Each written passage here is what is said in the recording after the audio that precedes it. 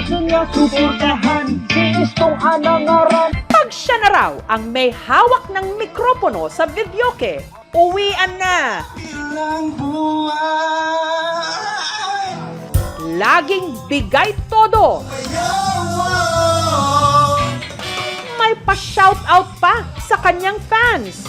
At maraming salamat po sa lahat na pumunta sa event natin tonight, no? Buga may rematch pa ta. Pero sa videong ito, hindi na high notes ang hinahabol niya. Kundi ang kanya hininga. Ang binata kasi habang nagvi-videoke. Di umano, na kuryente. Parang hinigop ko kasi siya ng microphone. Pag sabi niya ng aray, nanginig siya, nawala na siya ng malay, natumba siya. Sa mga mahilig diyang mag-videoke, paano makakasiguro ang hawak na mikropono ligtas? Nang dahil sa mic, nawalan talaga ako ng pinakamamahal kong boyfriend.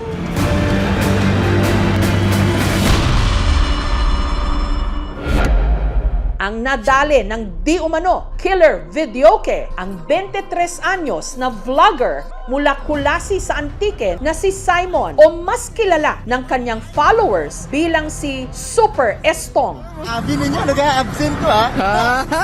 Ayos, ha? Napakakwela po.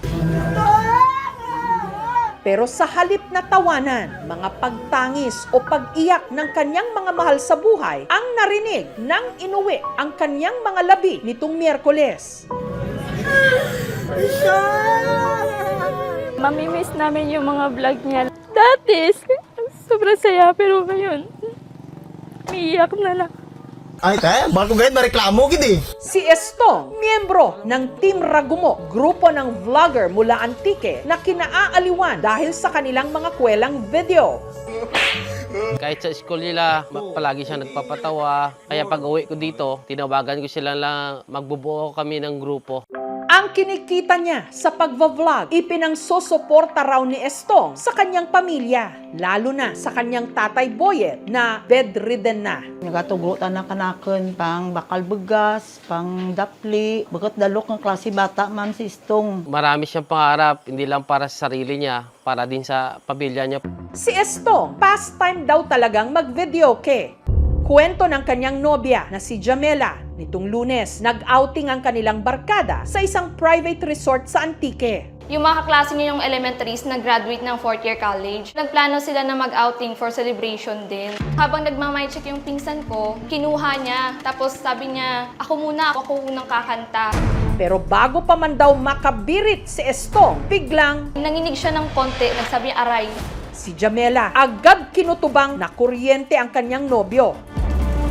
Hindi na ako nagdalawang isip na kunin yung wire. Hinila ko sa kanya. Nung pagkuha ko ng wire is doon parang nawala na siya ng malay, natumba siya. Nung pagtumba niya, doon siya umihi. Agad daw nilang isinugod si Estong sa ospital. Mano-mano pa itong binombahan ng oxygen sa loob ng ambulansya.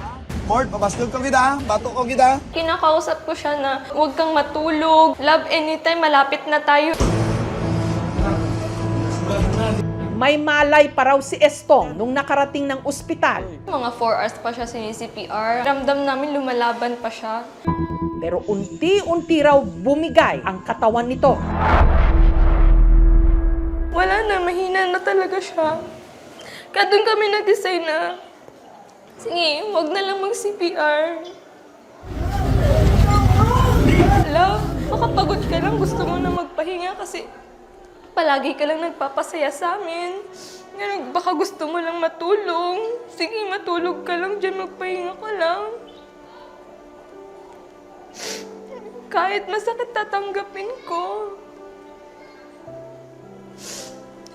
Gusto ko mapatay man ako, masunod ako sana. Para nga, maway kami. Wala rin si Estong, wala rin matugukan akong kakwarta. Ano tanak-anakin nga pimilang agbay kakup-kup. Pero ang tanong, nakuryente ba talaga si Estong? Lahat po kami tuyo. Oo, 100% naniniwala ako. Nang dahil sa mic, nawalan talaga ako ng pinakamamahal kong boyfriend. Ang pamunuan ng resort tumangging magpa-interview. Gayunman, nagpadala sila ng mensahe. Out of respect for the family and the ongoing investigation, we deem it appropriate to refrain from making any statements until the authorities have completed their work and released the official findings. Habang ang PNP nagsasagawa ngayon ng investigasyon. Sa ngayon, ongoing pa po. Kinausap ko po yung family ni Stong. Kung gusto nilang mag-file is at kung willing po silang ipa-autopsy ang bangkay po ni Stong. Pero sabi nila, pag-usapan lang po daw muna nilang pagpamilya. Napag-alaman nila na hindi pala si Estong ang unang humawak ng mic nung araw na yon. Mas nauna raw gumamit nito ang kaibigan ni Estong na si Christian. Pagsaksak ko ng videoke po, yung mismong saksakan parang may sunog, nagamit ko pa yan. Maya-maya, nakaramdam ako ng merong ground yung microphone. Binaliwala ko lang. According po nung nag-interview namin yung caretaker, nire-report naman po nila sa may-ari. Regular niya naman po chinecheck ang unit niya. Ang videoke machine nasa kustodiya na ngayon ng PNP. Nagko-coordinate pa po tayo sa mga ibang agency para mabigyan po tayo ng certified or licensed electrician po para mabigyan po tayo ng certification kung talaga pong may diferensya or may faulty electrical wiring.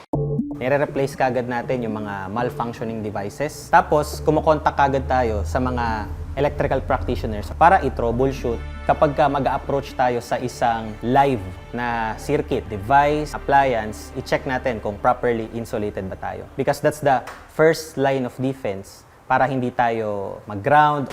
Ang ospital kung saan tinugod si Estong tumangging magpa-interview pero nagpadala sila ng written statement. At present, a thorough review is being conducted to establish the clinical facts and ensure compliance with applicable medical procedures. Any further information regarding this matter will be disclosed only as appropriate in accordance with applicable laws and regulations. Marami pong pwedeng maging dahilan ng ating cardiac arrest. Posible pa rin talaga na nakuryente siya. Merong mga voltahe ng kuryente na masyadong malakas, kaya mas malaking kuryente ang papasok sa katawan. Magkakaroon tayo ng tinatawag na arrhythmia, kung saan ang puso ay parang pumipitik na lang ng halos wala na siyang naibobomba ng maayos. Gusto ko lang, ma'am, tawaan ka ng justisya, sistong. Ma'am, hindi ko mabaton, ma'am nga.